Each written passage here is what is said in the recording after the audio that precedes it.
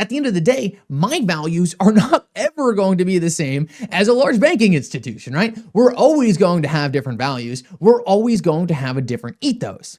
But that is a different calculation than I think the calculation that XRP holders were making for the success of the XRP ledger.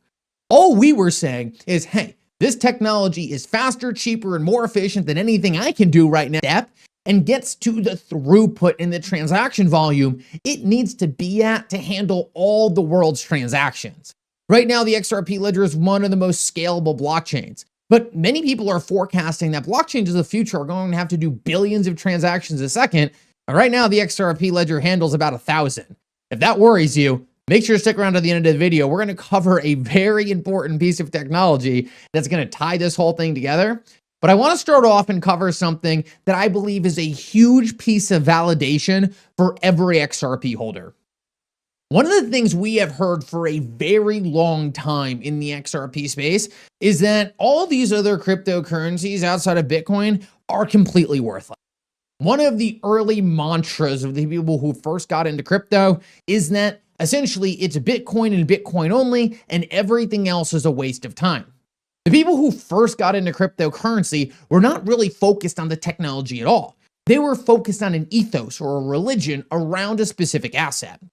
Now, one of the ways the XRP community differed from these very early people in crypto is we weren't so focused on this religious belief around an asset. This idea that there can only be one asset and that's the only asset that will ever matter. No, instead, the XRP ledger community looked at things a little bit differently. We said, okay, well, what problem does this technology solve?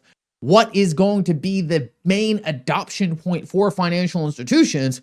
What is going to drive them to drop their current processes, drop their current flows, drop their current tech stack, and replace it with the technology known today as cryptocurrency technology?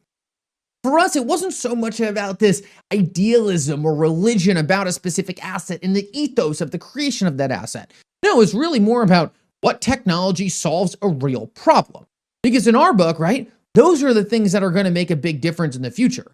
Those are the things that are going to scale. Those are the things that is going to put the XRP ledger in the tech stack of every major financial institution on earth.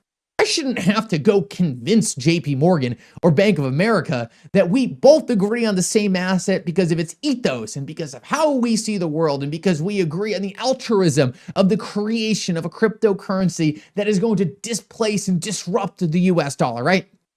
That's kind of a non-starter because at the end of the day, my values are not ever going to be the same as a large bank